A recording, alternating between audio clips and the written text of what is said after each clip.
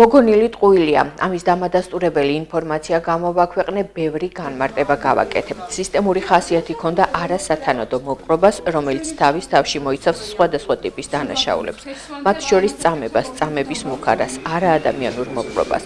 ამის შესახებ გორში მყოფმა სახალხო დამცველმა ლევან იოსელიანმა განაცხადა. იოსელიანს კითხვა დაუსვეს სამოქალაქო საზოგადოების ფონდის განცხადებაზე, რომ ის ჯეროვნად არ ასრულებს თავის მოვალეობას, რადგან სისტემურ ძალადობად არ შეაფასა აქციების დროს დაზარალებულების მდგომარეობა. ეგ არ არის ბრალდება, ეგ არის მოგონილი ტყუილი. მეტი არაფერი. ეგ არის ტყუილი, რასაც ისინი ამბობენ, რომ არ შევაფასე, რომ ამ ადამიანებს ყურადღებას არ ვაქცევ, რომ ჩემ ფუნქციას არ ვასრულებ. ეგ არის ტყუილი და ამის დამადასტურებელი გამოვაქვეყნე ინფორმაცია, გამოვაქვეყნე ჩვენი განცხადებები. ამაზე ბევრი განმარტება გავაკეთე და რა ვიცი ახლა სისტემური ხასიათი ჰქონდა თუ არა სისტემური ხასიათი, სისტემური ხასიათი ჰქონდა არასათანადო მოპყრობას, რომელიც თავის თავში მოიცავს სხვადასხვა ტიპის დანაშაულებს, მათ შორის წამებასაც,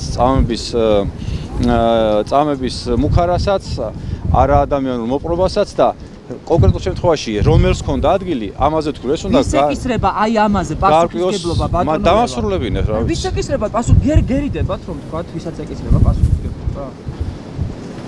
გონივრული კითხვები დამის ძა. მათო არის არაგონივრული ასობით. აბა ეხლა რა ვიცი, რა გითხრა მაგაზე რომ არაადამიანურ მოპყრობას 10-ზე მეტი განცხადება გავავრცელე, სადაც ვამბობ რომ პასუხისმგებლობა ეკისრება იმას რა ქვია პოლიციას და ხელისუფლებას, ვინც ეს ჩაიდინა და ვინც უნდა გამოიძიოს ეს საკითხი და ამაზე მე ამიტომ გეუბნები გონივრული კითხვები. გაბრალებენ არასამთავრობო ორგანიზაციები. რატომ დაინტერესია ბატონო ლევან?